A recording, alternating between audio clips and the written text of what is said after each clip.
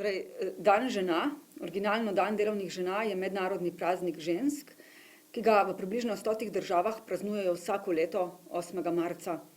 Je dan praznovanja ekonomske, politične in socialne enakopravnosti in dosežkov žensk. Prvič so ga praznovali leta 1911 v Avstriji, Nemčiji, Švici in na Danskem in prav tako tudi na Kranjskem, v Ljubljani in v Idriji. Pravzaprav je praznik socialdemokratske oziroma socialistične stranke, ki se je po drugi svetovni vojni množično praznoval tudi v vseh državah vzhodnega bloka in pa v Jugoslaviji. Ker pa praznik opozarja in daje možnost, da se vsaj enkrat na leto pogovorimo o položaju žensk, njihovem pozicioniranju v družbi, je temu namenjen tudi ta pogovor z redno profesorico, doktorico Milico Antič Gaber iz sociologije, z Veroniko Tašner, docentko za področje sociologije vzgoje na oddelku za temeljni pedagoški študij Pedagoške fakultete, z Tejo Hvala iz Mesta žensk in pa Vesno Kelbel-Kanavan iz Pozabljene polovice Novega mesta. Hvala za udeležbo in da ste se udeležile tega pogovora. Torej, z njimi se bomo poskušali lotiti vprašanja vloge žensk v kolektivnem spominu, zakaj je pozabljanje pomembnih žensk še vedno tako močno prisotno in zakaj vsaka generacija žensk na novo odkriva dolgo tradicijo ženskega gibanja pri nas. Pa najprej začnem z vprašanjem, ali stanje v družbi, neenakost med spoloma v družbi, na polju političnega, socialnega, trga dela, vpliva na to, kako so ženske v družbi videne na simbolni ravni. Mene gledaš. Ja. Prav. Zagotovo to, da je kolektivni spomin usmerjen v en spol, zagotovo daje neke osnovne informacije in tlakuje pot za naprej in ima za posledico to, da se pravzaprav neki vzorci skozi zgodovino ves čas ponavljajo. In ponavljajo se vzorci, ki govorijo o tem, da so seveda moški tisti, ki so ustvarjali zgodovino, ker so tudi pisali so jo oni in zapuščajo tam neko določeno sled, medtem ko so ženske običajno spregledane, pozabljene, namenoma se jih obide. Če pa so zabeležene, so pa običajno zabeležene veliko bolj kot anonimne, v množici, oziroma če so izpostavljene posameznice, ki so bile na pozicijah moči. Tako da ta vzorec je pač potrebno na nek način, na ta vzorec je treba opozoriti in na nek način ga prekiniti z drugačnimi praksami. S tem, da seveda pišemo tudi ženske svojo zgodovino, tako individualno kot kolektivno, in poskušamo iztrgati iz pozabe tiste posameznice in kolektivitete žensk, ki so na posameznih področjih, in to ne samo karitativnih, ali pa ne samo tisti, ki so vezane na to skrbstveno vlogo žensk v zasebnem in javnem prostoru, prikazati, pač iztrgati iz pozabe, prezentirati, širiti to vednost in tlakovati pot za naprej. Hvala. Veronika, vi ste sodelovali pri projektu Nepozabne, knjiga, ki je pred nami, ženske, ki so premikale meje našega sveta, in z njimi ste želeli vzbuditi zanimanje deklic za pretekle vzornice. Zakaj je to pomembno? Zakaj je pomemben vstop in vpis žensk v kolektivni spomin? Irina, to sva delali skupaj, ne? Res je. In kot veš, projekt ni bil namenjen samo deklicam. Prav zares je te pomembne posameznice, mi smo bolj izpostavljali posameznice, čeprav tako kot pravi Milica, to so tudi kolektivi, ki jih velja omenjati. Smo želeli približati obojim oziroma vsem. Zakaj? Zaradi tega, ker kljub temu, da seveda vse mi beležimo nek napredek, ko gre za enakost spolov, vendarle opažamo, da pa še nismo tam, kjer smo si želeli oziroma so si želele naše predhodnice. In nekako smo verjele, da s temi zgodbami za mlade lahko lahko to vrzel, ta manko vednosti o teh pomembnih posameznicah lahko zapolnimo. In kljub temu, da smo te zgodbe namenjale mladim, ki so v svojih formativnih letih, ki potrebujejo tovrstne zgodbe, ko oblikujejo svoje mentalne strukture, ko oblikujejo svoje identitete, habituse, smo ugotovili, da zares po njih posegajo tudi že formirane osebe. Izkazalo se je, da je bila to neka uspešnica, ki se je podajala tudi pač odraslim osebam. In verjamem, da en mali delček tega smo s to knjigo popravili, ampak delo je treba še nadaljevati. No, ampak skupaj smo bile tudi pri pozabljeni polovici, Milica, in zdaj se pripravlja drugi del, ki bo nadaljevanje teh zgodb. V čem bo dopolnjena nova verzija? Tako. Profesorica Alenka Šelih nas je ponovno zbrala in prosila oziroma predlagala, da nadaljujemo to delo. Seveda tudi mi smo pozabile kakšno žensko, moramo to priznati. Pa ne zaradi tega, ker bi vedela, pa je ne bi vključila, ampak preprosto nismo ta projekt, ki se je delal, Irena, tu si bila zraven od vsega začetka, se je delal na tej klasični ženski način.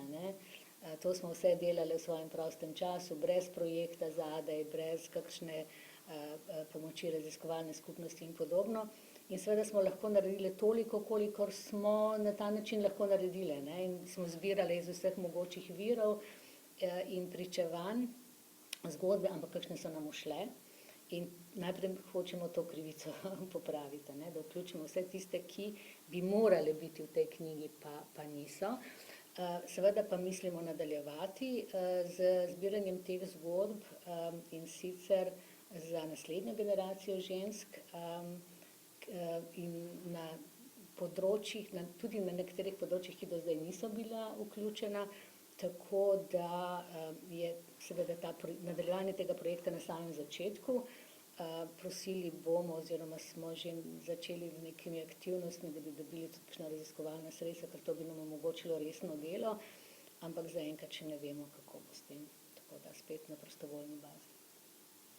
No, pa če se zdaj preselimo še nekam drugam, pa gremo na čisto, bom rekla, objektiviziran kolektivni spomin, in to so spomeniki. Lahko to tukaj pravzaprav opazimo mnogo zanimivega. En moj študent Ivan Smiljanič recimo ugotavljal, kako se prvi spomeniki ženskam pojavijo že v 19. stoletju. V veliki večini žal niso ohranjeni do danes. Preživeli so recimo spomeniki Josipini Hočevar, Josipini Tornograjski in pa Lucy Kristalnik, ki je bila prva žrtev svetovne vojne. Medtem ko so recimo spomeniki princesi oziroma cesarici Elizabeti, princesi Štefani, cesarici Karolini Augusti pravzaprav izginili, niso preživeli tega preloma. Vseeno je Kranjska dobila recimo prvi spomenik ženski prej kot New York in prej kot večina zahodnih držav. Je pa zato recimo potem kasneje v medvojnem obdobju se ohranilo precej manj spomenikov. Pa me zanima, kateri spomeniki pravzaprav preživijo. Ostanejo zgolj spomeniki ženskam, ki delujejo na neki karitativni ravni kot pesnice, oziroma ali politični prelomi pobrišejo z ostalimi? Ja, jaz lahko konkretno govorim bolj na primeru pač Novega mesta. Zdaj v Novem mestu imamo en zelo viden spomenik ženski, to je edini, za katerega pač tako prav lahko rečem še, da je obstal, in sicer to je Katja Rupena, partizanka. Zdaj, kakorkoli se je potem, ko se je pač država menjala, zdaj mi smo imeli pač v Jugoslaviji tudi institucije poimenovane po ženskah, no v novi državi se je to spremenilo in vse institucije poimenovane po ženskah kar naenkrat niso bile več poimenovane po ženskah. Recimo osnovna šola Katja Rupene je dobila neko generično ime osnovna šola Center, ampak kip je pa ostal. Se pravi, tisti kip je ostal, dosti drugih fizičnih obeležij pri nas konkretno ni niti ostalo, niti več tako da pri nas je v bistvu tudi, se pravim, mi smo začeli projekt iz preproste potrebe, da v javnem prostoru v tistem danem momentu vse, kar smo imeli, je bila 1,5 ulica poimenovana po ženski. Se pravi, imeli smo Ilkovašte, pa Pio in Pina Mlakar, ja, ne, se pravi, zato rečemo pol, ne. In to je bilo vse, kar je bilo v javnem prostoru vidnega nekega ženskega delovanja, ne. Zdaj, razen, ja, imamo tisto obeležje Katje Rupeni, pa pač na nekih, ne vem, recimo partizanskih kolektivnih so pač omembe, ne, ampak to ni zdaj glih samostojno obeležje, ne. Zdaj, to se meni zdi še kar problematično, kar res priča o, kot da jih ne bi bilo, ne, pa smo potem... Koliko časa pa že teče vaš projekt? Ja, mi smo začeli v bistvu v 2015, ja, se pravi, iz čiste potrebe, da pač detektiramo to, mislim, ne, zakaj je sploh do tega prišlo in zakaj. Zdaj pač cilj tega našega projekta je bil, da bi postavili obeležja, se pravi, mi smo začeli najprej z nekim javnim razglasom, da naj ljudje pomagajo detektirati pomembne ženske, na kar smo dobili 70 predlogov, oziroma še malo več, in potem je strokovna komisija v sestavi predstavnic iz Dolenjskega muzeja, knjižnice Mirana Jarca in Dolenjskega arhiva, mislim, Ljubljanski arhiv izpostava Novo mesto, so pač v bistvu naredile neko selekcijo 12 žensk, katere so pač v sodelovanju z nami, katere smo menile, da so morda največ pripomogle okolju in tako, ne. In potem smo si nekako začrtali, da bi postavili trajno obeležje tem ženskam. No, zdaj 8 let kasneje, 3 trajnih obeležij še zmeraj ni. Mi imamo sicer narejeno brošuro po tej poti in brošura izgleda še kar spektakularno in pač v bistvu to so nekako, moramo priznati, to je cesarjeva nova oblačila. Mi se sprehajamo po tej poti vsaki 8. marec in pač postavimo neka začasna obeležja, artistična ali pač kakorkoli drugače, ampak fizičnih obeležij še nismo dosegle, ker seveda se je potem nekako sistemsko postavilo en kup enih ovir. Mestna občina Novo mesto je spoznala, da v bistvu nimamo pravilnika o postavljanju obeležij, ne, in smo mogli najprej to rešiti, kako pravzaprav komisija, da bo to določila in tako. Skratka, nekako bi lahko rekli, da je ta prav primaren cilj projekta obtičal na mrtvi točki. So se pa drugi premiki zgodili, namreč na pobudo tega projekta so se nove 4 ulice poimenovale po ženskah, tako da to je neka stvar in zdaj imamo tudi eno tako veliko peticijo zunaj, kjer bi probali doseči, da pred mestno hišo Rotovžem ob prenovi mestnega jedra so se postavila še 4 pedestali, kjer bojo nekoč stali kipi. In primarno arhitekt odgovoren za prenovo Novega mesta, se pravi Mušič, to je bil primarni načrt, je seveda si zamislil, da bi bilo tam 6 moških. Mi imamo pa zdaj pač peticijo, da bi morda pa probali razmisliti, ali bi umestili vsaj eno gospo, damo, žensko, kakorkoli pač že na ta piedestal, no. Tako da, ampak ja, je pa kar taka trnova in zanimiva pot doseganja ciljev. Tudi pri mestu ženska, ne, Teja, imate številne projekte, ki so vezani na to obujanje spomina. Ne bi rekla številne, ampak peščico. Peščico, ker seveda je to vsakič znova odvisno tudi pač od sredstev, ki so na voljo. Ampak če smem, bi se najprej navezala.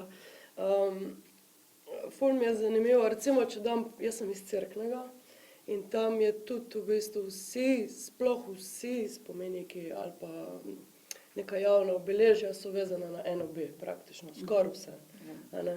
In v tem kontekstu političnem pač in zaradi pomena Cerknega v času NOB, zaradi bolnice Franje, predvsem, ne, celo je en poimenovan doprsni kip, posvečen Franji Bojc-Bidovec. Ampak recimo, da bi pa umetnice ali pa tudi umetnik konec koncev imeli kako obeležje, tega pa bolj ni. Razen Franceta Bevka. Tako. Je pa zanimivo, da hkrati, ko v bistvu, kot na drugih področjih, šele potekajo številna tovrstna prizadevanja, da bi se vendarle fizično v prostoru obeležilo spomin na neke pomembne osebnosti, ženske v tem primeru, hkrati, če pa gledaš z vidika sodobne umetnosti, kjer že desetletja skoraj se teži k dematerializaciji pravzaprav umetnosti, a ne. Z tiste perspektive se zdi pravzaprav postavljanje spomenikov kot neka preživela praksa, ne, da bi bilo treba na drugačne načine pač razmišljati o markiranju pravzaprav nekih prostorov, ki ni toliko invazivno mogoče ali pa ni trajno. A ne, in je podobno kot tista debata, ko se je v momentu, ko so ženske recimo vstopile malo bolj vidno v književnost, se je razglasilo smrt avtorja, recimo, ali avtorice, ne. Kot da se zmeri ta zamik dogaja, ne, na konceptualni ravni smo zmeri nekako drugje, kot pravzaprav kot na situacija neenakosti sili biti, a ne, na način, mislim, mogoče samo to sem hotela reči, no, da je kar nekako samoumevno, da je pač edini in dostojni in pravi način obeleževanja pravzaprav te pozabljene, spregledane preteklosti skozi nekaj materialnega. Naj bo to spomenik, knjiga, saj vsi to počnemo, jasno, ker je veliko težje domisliti tudi kaj drugega. Se pravi, mi ne, mislim, ne hoteli tega ne počnemo, mi se sprehajamo po fiktivnih.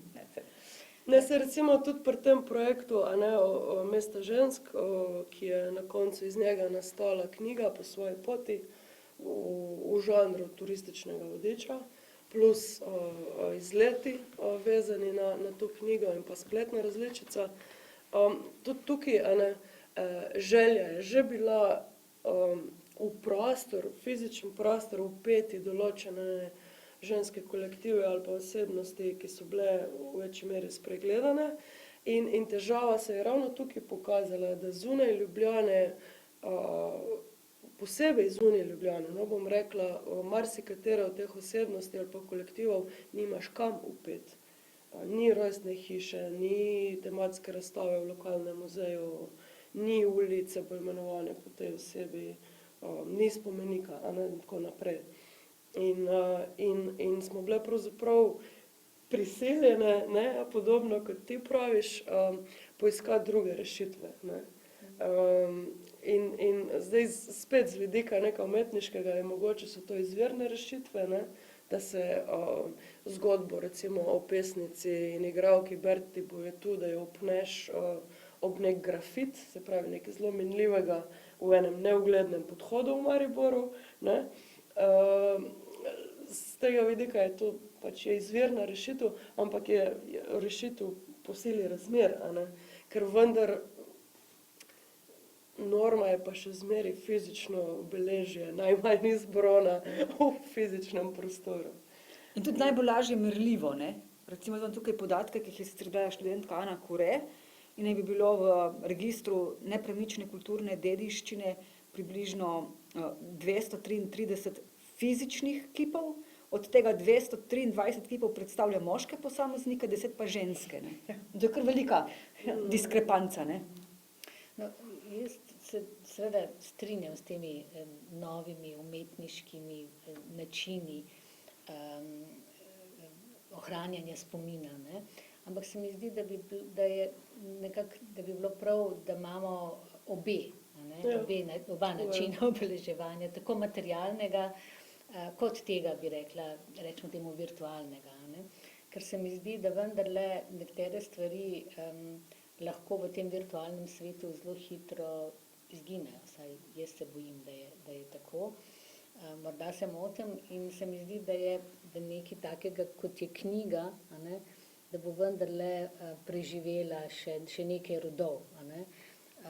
Zato sem za kombinacijo, za ne, in za vzporedno razvijanje različnih načinov ohranjanja spomina, kjer si seveda lahko damo svobodno, ne, v bistvu, da ni meja raziskovanja, kaj vse je mogoče narediti, ne. Tako da se mi zdi, da so te kombinacije nekaj, kar bi veljalo, ne, ohranjati tudi naprej. V vsakem primeru pač smiselno je o njih govoriti, a ne. A to pa sploh. Ker dokler ne, zdaj pa na kakšne načine, ja, se strinjam, ne, možnih je več. Dobro je, da je kakšen permanenten, da ostane, a ne. Lahko je pa seveda tudi inovativen in drugačen, ampak dokler o njih ne govorimo, jih ne spravljamo v kolektivno zavest. Ne. Nam so ilustratorke, na primer, ne, priznale, da kako provokativen je prav zares ta naslov Nepozabne. Ne. Igra seveda zato, ker je to hči pozabljene polovice, hkrati so to v naših očeh res pomembne ženske pionirke in bi morale biti nepozabne, ampak so, prav zares pozabljene. In tudi ilustratorke so rekle, v redu, dobile so nabor parih in se z njimi seznanile, čez par mesecev so že morali spet pogledati, koga sem zdaj prav zares upodabljala, in vabiti spet nazaj v spomin. In tako je pač treba z generacijami pač naprej početi. To seveda najlažje počneš z zgodbami, se meni zdi še zmeraj, zato vztrajamo na nadaljevanju pozabljene polovice. Ampak tudi ta knjiga je bila pospremljena z razstavo plakatov, ilustracij po mestu, ki pa ni bila permanentna, ampak je bila pa krasna, povezana tudi s feministično turo po Ljubljani in je imela precejšen uspeh, ker ilustracije, pa zdaj ne delam reklame, so res pomembna dodana vrednost te knjige. In vi, če se ne motim, v Mestu žensk naredili performans po izidu te knjige. Tako je. To so Tako take je. dopolnilne aktivnosti, ki se mi zdi, da še bolj utrjujejo to, da se je nekaj zgodilo, da je nekaj bilo narejenega, pa na drugačen način prikazanega. Se mi Ja. zdi, da so to krasne izmenjave. Se mogoče glih pač knjiga v bistvu Pozabljena polovica, jaz mislim, da je marsikaj spodbudila, ker v bistvu tudi pač pri nas, mislim, mi si domišljamo, da smo tudi direktna posledica tega, Še ena Ker hčerka. ker se jaz pač spomnim, ko je ta knjiga prišla k nam v knjigarno, meni se je zdelo to, revolucija, spektakel, in tudi pač odzvanje, in to so pomembne reči, ker imajo veliko posledic. Pomemben vir tudi za nas, ko smo snovali to knjigo. In moram reči, kot nekdo, ki ni zgodovinarka po izobrazbi, da sem bila v vlogi urednice te knjige, ko smo pač v tej ožji delovni skupini z Manco Renko in Jasmino Jeran pripravljali ta ožji izbor, kar je najtežji del pravzaprav. Sva bile saj medijo z Jasmino, ker nisva zgodovinarki, noro presenečeni nad tem, kako je v resnici dobro po strokovnih publikacijah seveda, zabeležen en ogromen del te v širši javnosti spregledane zgodovine ženske, če tako rečemo. In koliko virov pravzaprav imamo na razpolago, začenši s pozabljeno polovico. Tako da smo bile recimo v primerjavi z urednico in avtoricami hrvaške različice in makedonske, ki sta po istem principu zasnovani, samo da pokrivata drug teritorij, smo bile zelo privilegirane. Sploh v primerjavi recimo z situacijo v Severni Makedoniji, kjer so se ravno zato, ker je bilo nemogoče pravzaprav priti do virov, tudi zaradi korone, to smo delali v času korone, ampak predvsem zato, ker te stvari niso popisane še, ali pa obstajajo samo v obliki rokopisov šele, noben se še ni z njimi ukvarjal, so se potem odločile, za razliko recimo od hrvaške ekipe in nas, da bojo v to knjigo vključile tudi še živeče osebnosti, kar za nas pač ni bilo sprejemljivo, oziroma smo si lahko to privoščile, da tako rečemo. One niso mogle, ne bi mogle pač 100-stranskega vodiča pripraviti, če bi se odrekla te možnosti. Zanimivo je res to, kako je ta knjiga spodbudila celo vrsto drugih aktivnosti. Ne vem, na radiju se berejo zgodbe, v dnevniku so bile zgodbe pomembnih meščank Ljubljane. Zdaj so me iz radija klicali, da bi ene zgodbe iz te tvoje knjige brali. Koliko je enega gibanja zraslo iz ene take knjige, bi morala iziti 30 let prej. Ampak že zdaj, koliko se je enih stvari zgodilo po njej. Ampak natančno take projekti se mi zdi popularizirajo tudi zgodovinopisje, ker včasih mi profesionalni zgodovinarji preveč zapademo v kakšne detajle ali pa nas veselijo neke malenkosti. Taki projekti pa pravzaprav naredijo zgodovinske zgodbe bolj privlačne. Jaz moram reči, in Nepozabne so me navdušile prav zaradi jezika, v katerem so bile napisane, ker se je res videlo, da je zelo veliko truda vloženega v dostopnost po eni strani, se pravi neko čisto na jezikovni ravni, pa tudi v formu zgodbe, ne. Ker tudi to ni vedno enostavno, teh, bomo rekli, nekih zgodovinskih zapisov iz, ne vem, sodišč in tako naprej, preleviti v zgodbo. Ja, to je bil resen izziv in tudi če sem imela pristanek vseh kolegic, da ja, treba je narediti za mlade, treba je učiteljstvu ponuditi neko gradivo, ki jim bo omogočalo, da lahko že v osnovni šoli govorijo o teh ženskah, ker pozabljena polovica je vendarle specifična, je znanstveno, strokovna monografija, nam je bilo jasno, da mladeži je to treba predstaviti na drugačen način. In spomnim se pogovorov, kjer smo si pač iskreno priznali, mi nismo pisateljice za mlade, zato smo tudi imeli nekaj delavnic, kako, in seveda je bila tudi resna dilema zdaj. Zgodba, kaj v to zgodbo naj gre, nek cukrček smo potrebovali, in tukaj je prišlo prav to, zgodovinarke, s temi drobnimi detajli, ki so potem izvali res te bombončke, ki so zdaj v okvirčku, in dajo neko dodano vrednost. Hkrati pa je vsaka avtorica imela nek svoj slog pisanja. In tukaj je bil nek spoprijem tudi z urednicami na Mladinski knjigi, ki so hotele zelo poenoteno formo. In je bilo treba sprejemati resne kompromise, koliko bomo vztrajale pri svojem tekstu, koliko bomo posebej pač Ani Ugrinović popuščale pri njenem spravljanju na neko skupno formo. Zdaj, v Mariboru smo predstavljali knjigo in je Majda Potrata rekla, da bi si želela še malo več te raznolikosti, da mogoče smo preveč popustile, ampak dobro, naj nam bo, ker je prvič. Ja, to je bil resen izziv, zato tudi neke vrste slovarček, nismo mu rekli slovarček, ampak da ti bo lažje, ko boš bral, da ti bo lažje pri branju, mislim, da smo se ognili spolu. In smo te termine, stvari, za katere se nam je zdelo, da mogoče jih mladež ne bo poznala, da jih je dobro nekako jim približati in razložiti. Ampak hkrati to, kar še nisi povedala, je, da smo poskušali z nekim nagovorom, takim osebnim nagovorom, približati se tem bralkam in bralcem mladim, s tem, da smo jih v neki točki poskušali približati tej zgodbi na način, da bi oni skozi njihove današnje oči lahko videli tisto, kar jim hočemo povedati. To je bilo pravzaprav kar najtežje. Ja, ta neka aktualizacija in potem izgled v preteklost. Ja, zelo smo se matrali.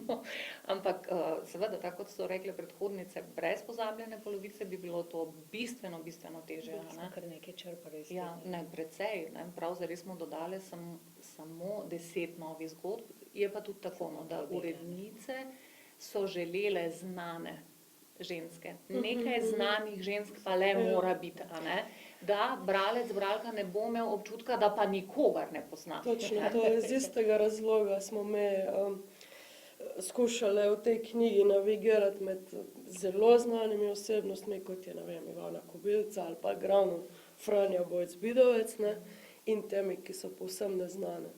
S tem, da smo si povzeli to svobodo, da smo recimo v članku, ki vabi na izlet v Cerkno, recimo, če ostanem tukaj, v partizansko bolnico Franjo, smo v bistvu namesto, da bi se osredotočili spet na biografijo Franje Bojc-Bidovec, ki je na nek način res kanonizirana osebnost, če kdo, do te mere, da v bistvu vsakdo je bil tam, v osnovni šoli slišal to zgodbo večkrat in je že tolikokrat bila ponovljena, da ti pravzaprav gre malo skozi ušesa že, to smo že 1000krat slišali. In temu smo se skušali izogniti tako, da je do neke mere vendarle v fokusu ta pomembna posameznica, ampak v ta članek smo hkrati zapakirali tudi nek zelo kratek oris partizanskega zdravstva kot takega. Ker je bilo po vseh kriterijih to nekaj neverjetnega, kako je to funkcioniralo. Tako da na ta način, ne, da v bistvu nekaj, kar misliš, da si že 1000-krat videla, slišala, vendarle odkriješ nekaj, kar je manj znano. Ne. Meni se zdi to pač res v bistvu pomembno, da se da tudi iz vidika privabljanja publike in tako, ne, ker mi smo imeli pa problem, ker recimo spet omenjena Katja Rupena, ne, pa ona ni po teh kriterijih, ki smo si jih zastavili, kako bojo, oziroma strokovna komisija, kdo bo izbran, ne. Katja, sestri Rupena v bistvu niso pravzaprav sploh delovali v Novem mestu, ne, ampak v kolektivnem spominu sta pa Novomeščanki obedve, ne. In tako ljudje so nas večkrat potem vprašali, zakaj smo jih izločili, ne, in so nas že praktično obsodili, da smo pač jih iz političnih vzgibov izločili, ne, Katjo Rupeno, po kateri konec koncev je bila šola poimenovana, generacije se tu spomnijo, kip stoji, ne, ampak v projektu je pa v bistvu ni izbrana izmed teh 12 žensk, ne, ampak kot rečeno, strokovna komisija je to pač utemeljila, ker v bistvu res ni delovala pravzaprav v samem Novem mestu, pravzaprav nič, ne, in v bistvu nam je to nam je malo vzelo pozitivno publiciteto projekta, ne, zaradi tega, ker če bi imele pa še to noter, ne, to je pa nekaj, kar res ljudje vedo, ne. Tako da ja, meni se zdi izjemno pomembno, da se doda tudi pač take zgodbe, ki so mogoče veliko bolj že znane, samo za voljo tega, da potem potegneš, da dobiš to poznanost, ne, da je publika zadovoljna, kako ćemo reči. Če se lahko navežem na to, kar ste rekli, se spomnim, da sem bila prva enkrat, smo utemeljevali, zakaj rabimo tako pot. In da je bilo, meni je bilo zelo zanimivo to, ko ste predstavljali, da ste pravzaprav na nek način aktivirali lokalno prebivalstvo takrat, ne, da so vam dali predloge, ne, za to, koga vključiti. To se mi zdi zelo pomembno, ne, z tega vidika, ker pri postavljenih stvari drugače sploh ne bi vedeli, do njih sploh ne bi prišli. Ne, in se mi to zdi en tak inovativen pristop. Ne, samo potem ste morali skozi te komisije, najbrž in se je tam marsikaj pozgubilo. Upam, da niste izgubili vsega tega materiala, da se bo to lahko še naprej. Vse v bistvu pač cilj je bil, da začenši z 12, potem pa naj se bi raziskovalo naprej, ampak tako, kot ste pač govorili, tudi pri nas vse to poteka na prostovoljni bazi oziroma znotraj teh organizacij partnerskih, ki smo pač del kolektiva, tako da v bistvu nimamo neke sistemske podpore oziroma mestna občina Novo mesto malenkostno podpira, ampak ne dovolj, da bi recimo se neko resno raziskovanje. Zdaj tukaj smo našli silnega zaveznika v Dolenjskem muzeju z Marjeto Bregar, ona je opravila ogromno delo tudi pač pri tej publikaciji, mislim pri številki revije Rasti nepozabne, ona je resnično zbrala ogromno informacij o teh ženskah in nam še dopolnila, ker ampak imamo v bistvu ta cel seznam, ki so ga ljudje predlagali in ideja je, da bi se postopoma to raziskovalo, ne. Ker mislim, da takrat, ko smo dobili neki izčiščen seznam, vključno s komisijo, mislim, da nihče ni čisto vseh poznal, ne, tako bom rekla, ne od nas, ne od komisije, da smo vsi mogli nekaj prebrati in narediti še pač neko presojo potem, no, tako, to je bilo zelo uspešno, no. In še en vidik se mi zdi zelo pomemben, ki je nekako ni mogel priti do izraza, ne tukaj, ne vem toliko, koliko pri vas, ti kolektivi žensk, ne, ki so tu zelo pomembni, pa jih nimamo nekje, nimamo jih zabeleženih, ne vem, razne šole, razne bolnice, razne te, da ne bomo stala samo na teh karitativnih, ne, ali pa mehkih področjih, sigurno so tudi, ne vem, delavke v tovarnah, recimo, ne vem, te tobakarice in tako naprej. Ta del nam še tudi kar manjka, ne, ta del še tudi moramo, ne, na en zgodovinski način mogoče so stvari že kje zapisane in raziskane, ampak tako bi rekla pa popularizirane, pa ne dovolj, se mi zdi, da smo nekako, v redu, začeli smo s posameznicami, ampak se mi zdi, da je tudi ta moment pomoč. Mi smo se zavestno odločili kombinirati posameznice, kolektive, ravno zato, ker v bistvu s kolektivi lahko neizmerno več poveš pravzaprav o določenem zgodovinskem času ali življenju v tem času za ženske, otroke in vse druge. Pa tudi zato, ker saj mene recimo kot urednico je res motilo to, da je A ne, dan danes je ogromno tovrstnih knjig, niso vse kakovostne, niti podrazno. Ne, ene so celo namenjene izključno puncam, izključno fantom, kar se mi zdi pač zgrešeno samo po sebi. Ampak res ta fokus na posameznice, na ta individualni uspeh se čist preveč lepo, gladko sklada s tem današnjo prevladujočo ideologijo, ne? Če se dovolj potrudiš, lahko uspeš, ne glede na življenjske okoliščine. In smo ravno zato res skušali nekako tudi v tem smislu uravnovesiti vsebino, se pravi po eni strani znane, neznane osebnosti, po drugi strani pa posameznice, kolektivi. In recimo delavke tobačne so vključene noter, delavke v železarstvo na Gorenjskem, začenši s Kropov in potem do Jesenic, pa delavke v kamnoseštvu, kar je še pač področje, kjer žensk ne bi pričakovali, pa seveda so tudi tam delale in niso samo kuhale za kamnoseke, nikakor.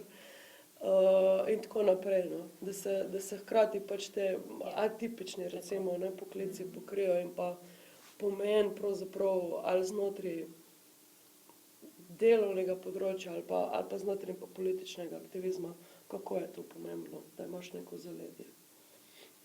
Torej stojimo pred novimi izzivi in imamo še veliko idej, kot vidim.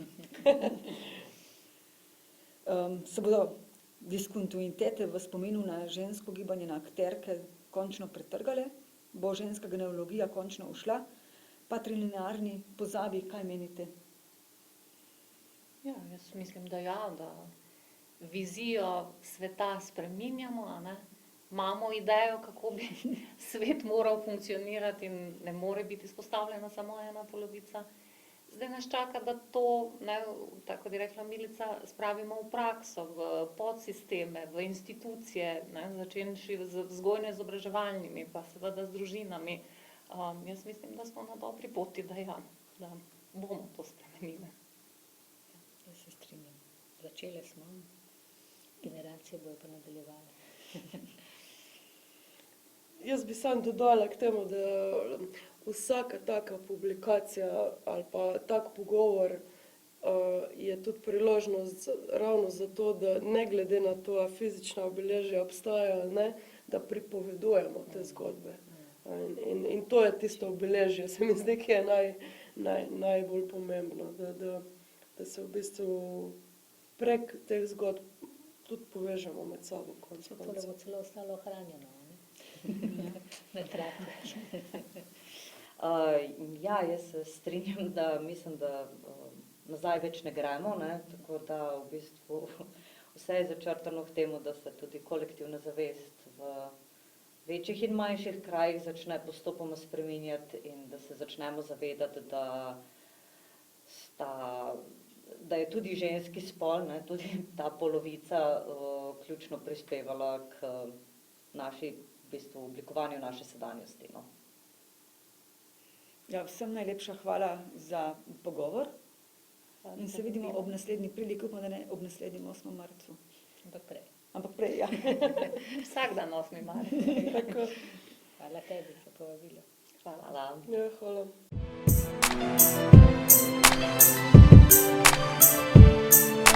Hvala.